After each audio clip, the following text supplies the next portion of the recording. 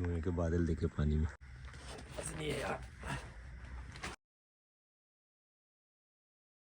बिस्मिल्लाहिर्रहमानिर्रहीम। अस्सलाम वालेकुम जवानों, खुशामदीद कहते हैं आपको अपने आज के व्लॉग में। हम अल्हम्दुलिल्लाह सुबह ही सुबह पहुंच चुके हैं फार्म हाउस। सूरज पूरी आबोताब से चमक रहा है, मौसम माशाल्लाह क्लियर है। तो चलते हैं, आप डोली जोली को खाना शाना डालते हैं और कबूतर वगैरह बाहर निकालते हैं। पूरे 2-3 दिन हो गए उनको अंदर ही बंद किए हुए। हमें रूम शूम खोलते हैं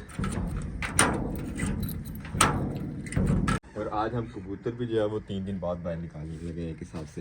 ये देखो यहाँ से बैठे, एक दफ़ा हल्की सी नज़र मार लेते हैं किस किस ने बच्चे निकाले हुए। इसके भी दोनों हो गए, इसके भी अंडे पड़े हुए हैं और इन्होंने तो पर भी निकालना शुरू कर दिए। एक ब्लैक और एक वाइट बन गए।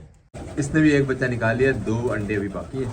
और जो खुमरे वाला अंडा रखा था जिस घोंसले में, उसमें भी एक भी बच्चा नहीं निकला।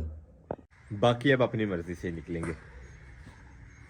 खैर मेरा आज ये प्रोग्राम है, ये जो हमने ईंटें उतारी थी छत से, इनका इस्तेमाल किया जाए और अपने इस नलके वाली जगह को सीमेंटेड बना लिया जाए इंशाल्लाह। अब पकड़ते हैं यहाँ से बाइक और यहाँ करीबी दुकान से जो है वो सीमेंट ले आते हैं। मिलेगा तो हमें थोड़ा महंगा ही, लेकिन चलो जैसा भी मिलेगा हमारा काम जो चल जाएगा। और दूसरा जो हमने बर्ड्स बाहर निकाल ली हैं उनके इधर उधर जाने की जो है वो टेंशन नहीं रहेगी। और सीमेंट लेने जाने से पहले मार्केट, मेरा प्रोग्राम ये है, इन फटक के ऊपर थोड़ी जगह बना लेते हैं ताकि इसके ऊपर सीमेंट वाला तोड़ा रख लेंगे ताकि वो नमी शमी से बचा रहे। एक ही दफ़ा में तो हमारा इस्तेमाल होगा नहीं, वो सीमेंट काफ़ी ज़्यादा होगा और हमें थोड़ा कम ही चाहिए। लेकिन हम पूरी बोरी सीमेंट की लेंगे ताकि कहीं भी और सीमेंट की ज़रूरत पड़ती है तो दोबारा से हमें मार्केट ना जाना पड़े। अब पकड़ते हैं अपनी ये लाडली बाइक और निकलते हैं मार्केट के लिए, लेके आते हैं सीमेंट इंशाल्लाह।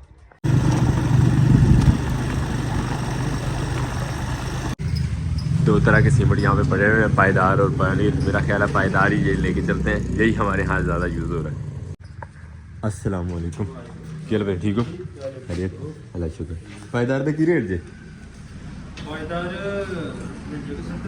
हाँ जी 1370 एक चुकवा दो बोरी एक। तो उठाते हैं बोरी और रखते हैं मोटरसाइकिल पे। अब दुकान से तो हमने 2 बंदों ने उठा के रख लिया मोटरसाइकिल पे बोरी सीमेंट की। वहाँ जाके पता चलेगा क्या बनती है। एक तो शबनम की वजह से आपको जैसे पहले दिखाया घास मास सारा गीला ही था, इसलिए हम बाहर भी नहीं गिरा सकते। डायरेक्ट उठा के कमरे में के ऊपर जाके रखनी पड़ेगी ताकि नमी वमी ना पहुँचे इसको। नमी जैसे इसको हल्की से भी लगती है तो आपको पता सीमेंट खराब हो जाता है। और हमारी सीमेंट की बोरी एक ही दफ़ा में तो यूज़ होगी नहीं है, इसलिए इसे थोड़ा सेफ ही रखना पड़ेगा।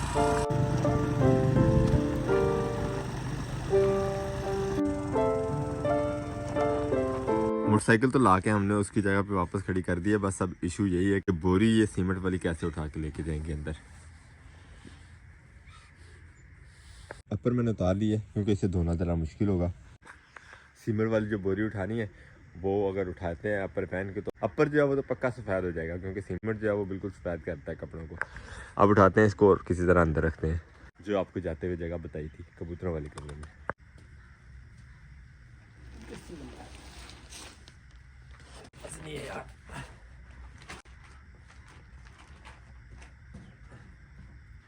तो काफ़ी जोर लगाने के बाद हमने अल्हम्दुलिल्लाह अब सीमेंट का थैला यहाँ पार्क कर लिया। अब काम शुरू करते हैं अपना, जो कि काफ़ी लंबा है। उठाते हैं अब कस्सी और चलते हैं, अब चल के मजदूरी शुरू करते हैं। सबसे पहले तो ये जगह बराबर करनी पड़ेगी हमें, और जगह बराबर करने से भी पहले ये जो साइड पे सपोर्टें रखी हुई हैं अपनी तरफ से लकड़ी की, ये उठाते हैं यहाँ से।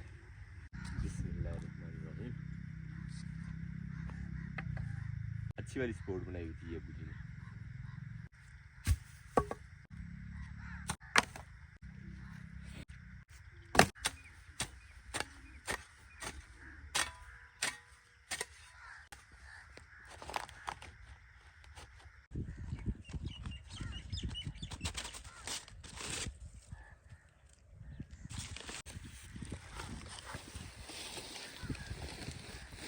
नलके के नीचे से ये मिट्टी को खेड़ के जहाँ तक इस पाइप का जॉइंट बनता है वहाँ तक इसको गहरा कर लेंगे।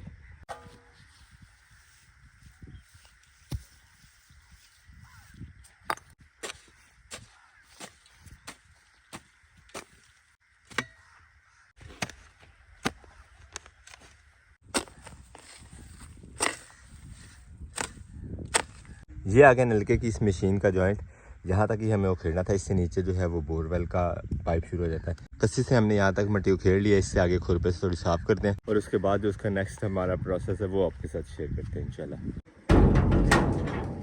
खुरपे की यहाँ ज़रूरत इसलिए पड़ गई है कि अगर कस्सी वगैरह से करेंगे तो नीचे पाइप जो बोर का होता है वो प्लास्टिक का अमूमन यूज़ किया जाता है और हमने भी प्लास्टिक का यूज़ किया है तो वो टूट ना जाए, इसलिए ये खुरपा। अब मशीन देखिए कैसे हिल रही है।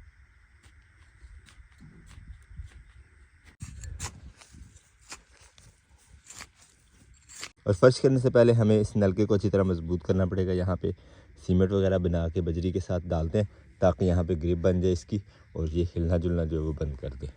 सबसे पहला काम तो ये होगा ना हमारा, इसके ऊपर फर्श बनाने से भी पहले नीचे से बराबर बराबर मिट्टी हम निकाल लेंगे और इसके अंदर इंतज़ाम करते हैं बजरी डालने का अपनी नलके वाली मशीन की मजबूत बेस बनाने के लिए।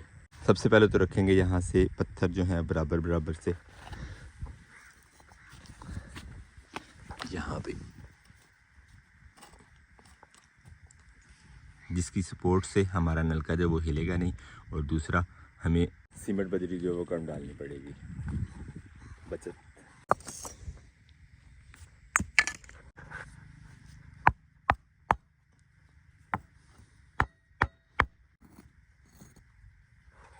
ये ज़्यादा बड़ी है, वहाँ से कुछ छोटा पत्थर लेके आते हैं इस तरफ रखने के लिए।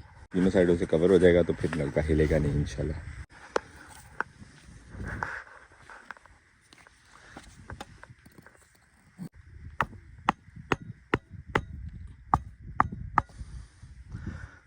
तो नलका माशाल्लाह हमारा काफ़ी हद तक मजबूत हो गया। खुरपा उठाते हैं। नलके की बेस में डालने के लिए कंक्रीट हमें थोड़ी चाहिए, थोड़ा सा सीमेंट निकालते हैं दाबड़े में और उसी में मिक्स कर लेंगे। रेत भी है हमारे पास और बजरी भी पड़ी हुई है। सीमेंट तो हम सुबह ही लेके आए थे ना। सबसे पहले हम मटेरियल बना लेते हैं इस दाबड़े में। उठाते हैं यहाँ से बजरी। बिस्मिल्लाह। काफ़ी अरसा बाद इस्तेमाल हो रही है हमारी ये बजरी भी।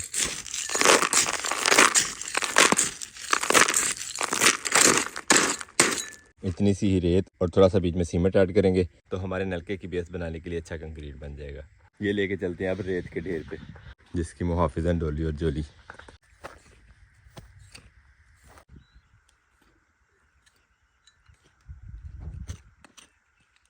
अब चलते हैं सीमेंट वाले तोड़े के पास। बिस्मिल्लाहिर्रहमानिर्रहीम।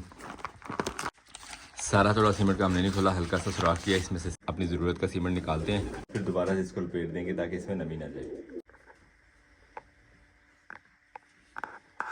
क्योंकि बेस में हम ज़्यादा मजबूत कंक्रीट नहीं डालेंगे कि अगर अल्लाह ना करे कभी उखेड़ना पड़ता है नलका तो जितना ज़्यादा मजबूत होगा उतनी ज़्यादा हमें एफर्ट करना पड़ेगी। इसलिए सिर्फ नलके को हल्की सी ग्रिप करने के लिए ये बना के डाल रहे हैं ताकि वो ऊपर से हिले जुले नहीं जब हम फर्श वगैरह बना देते हैं। तो उठा के ले चलते हैं इसको बाहर और वहीं जाके मिक्स करेंगे। अब सीमेंट वाले तोड़े को अच्छी तरह हमने पैक कर दिया। इंशाल्लाह उम्मीद है कि नमी नहीं जाएगी अंदर।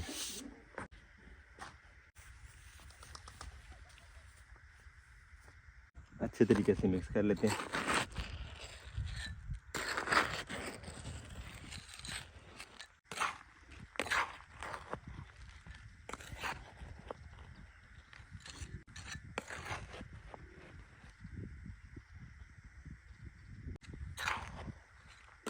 रेत, बजरी और सीमेंट जो है वो अच्छी तरह मिक्स हो गया है। अब इसमें डालते हैं पानी। और इस मिक्सर में पानी इस्तेमाल करने के लिए हमने मोटर चलाई थी सुबह और यहाँ पे खाद में पानी भर लिया। यही पानी यहाँ पे यूज़ करेंगे अब, क्योंकि नलके को हैंडल वगैरह लगाने का भी कोई प्रोग्राम नहीं है 1-2 दिन, ताकि वो हिले जुले नहीं अपनी जगह से।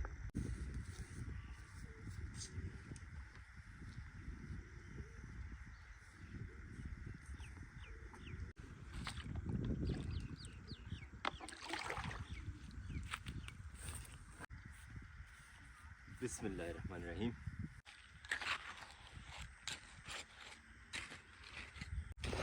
माशाल्लाह बेहतरीन किस्म का कंक्रीट हमारा तैयार हो गया।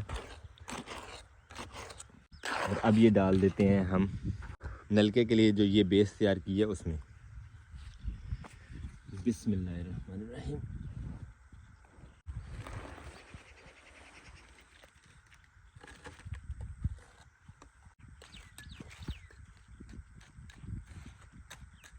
अल्हम्दुलिल्लाह जितना हमने मटेरियल बनाया था बिल्कुल परफेक्टली पूरा आया नीचे माशाल्लाह।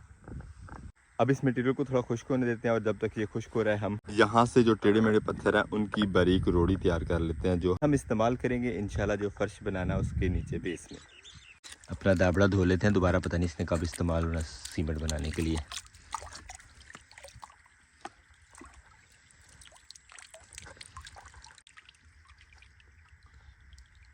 के बादल देखे पानी में। अब चलते हैं कमरे से हथौड़ी वगैरह लेके आते हैं इन ईंटों की रोटी बनाने के लिए। ये आ गई थी हमारी हथौड़ी रोटी बनाने के लिए ईंटों की। अब जो इस तरह के छोटे मोटे रोड़े हैं इनको थोड़ा बारीक कर लेते हैं इस तरह।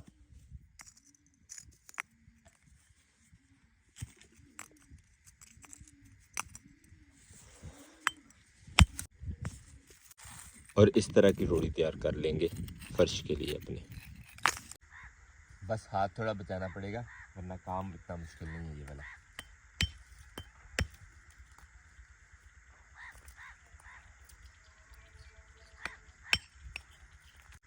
गुजरावाला वाला जो हमारा घर है उस घर के लिए जो फर्श में रोटी इस्तेमाल हुई थी पुराने वाले घर में, वो हमने इसी तरह बना के अपने हाथों से यूज़ की, इसलिए हमारी प्रैक्टिस है।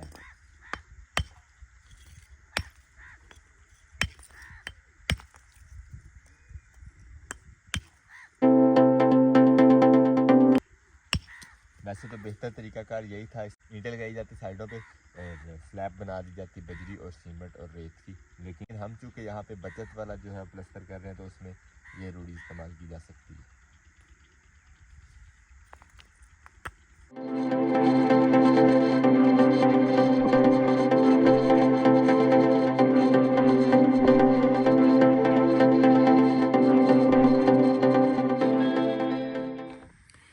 हाथों पे काफ़ी सारी छोटे मोटे लगवाने के बाद हमने इतनी ज़्यादा रोटी बना ली है और रोटी बनाने वाला काम जो है यहीं पे रोकते हैं। मेरा ख्याल है कि जितनी जगह पे हमने फर्श करना है इस नलके के लिए उतनी जगह के लिए ये रोटी काफ़ी हो जाएगी। अगर कम हो गई तो फिर थोड़ी सी मज़ीद बना लेंगे, लेकिन अगर ज़्यादा होगी तो उसका कोई इस्तेमाल नहीं होगा, वो पत्थर वगैरह ज़ाया जाएंगे, संभालना मुश्किल होता है, इसलिए हमने इतनी बना के रोक दिया काम। रोटी बनाते बनाते सूरज जो है वो काफ़ी ठंडा हो गया हुआ है। आसमान तो क्लियर है लेकिन हल्की हल्की धुंध छाना शुरू हो गई है और इसीलिए हमारा ये फर्श जो है ये भी थोड़ा थोड़ा गीला है, ये पूरी तरह खुश्क नहीं हुआ और इस वजह से हमें ये फ़र्श वाला काम जो है वो पोस्टपोन करना पड़ेगा कल पे इंशाल्लाह। और आज हम अपने ब्लॉग को और अपने इस काम को यहीं पे करते हैं। आपसे चाहते हैं इजाज़त। इंशाल्लाह बहुत जल्द मिलेंगे आपको अपनी नेक्स्ट ब्लॉग के साथ। तब तक के लिए अपना बहुत सारा ख्याल रखिएगा, दुआ में याद रखिएगा। अल्लाह हाफिज़।